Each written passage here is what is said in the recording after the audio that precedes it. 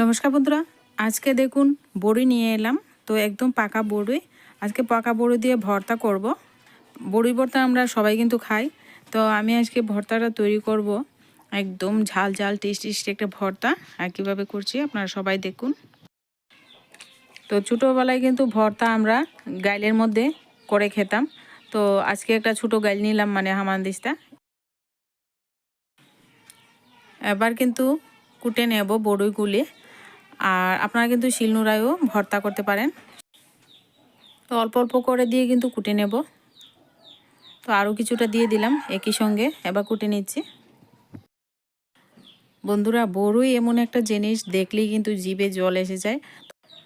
লোভনীয় ভর্তাটা কিন্তু বড়ই শেষ হওয়ার আগে কিন্তু ঝটপট বানিয়ে ফেলুন আর খেয়ে নিন। আর দেখো বড়িগুলি এইভাবে কুটে কুটে কিন্তু আমি সবগুলি বড়ি একইভাবে কুটে তারপর একটা পাত্রে নিয়ে নেব প্রথমে। তো সবগুলি কিন্তু এইভাবে কুটে নিয়ে বড়িগুলি আমি সব রেডি করে নেব। আর আজকে যে বড়ি ভর্তাটা সেটা কিন্তু ধনেপাতা, কাঁচা লঙ্কা, শুকনো লঙ্কা দিয়ে করব।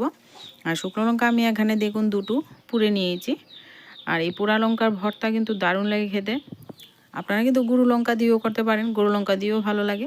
যার যেই মতো ভালো লাগে সেইভাবে ভর্তা করে খান, ঝাল ঝাল ভর্তা।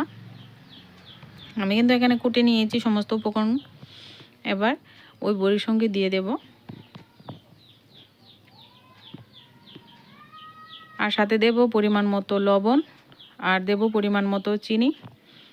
বেশি টক টক খেলে কিন্তু ভালো লাগে না, তার জন্য কিন্তু চিনি অবশ্যই একটু দিবেন, দিলে খুব ভালো লাগে। এবার চিনি লবণ দিয়ে ভালো করে হাত দিয়ে মিশিয়ে কিন্তু ভর্তা বানিয়ে নেব ঝটপট। অসাধারণ স্বাদে এই ভর্তাটা বন্ধুরা কেমন লেগেছে অবশ্যই কমেন্ট করে জানান। আর আমার চ্যানেল নতুন বন্ধু হয়ে থাকলে চ্যানেলটিকে সাবস্ক্রাইব করে রাখবেন আমার এই ঘরোয়া রেসিপি পেতে।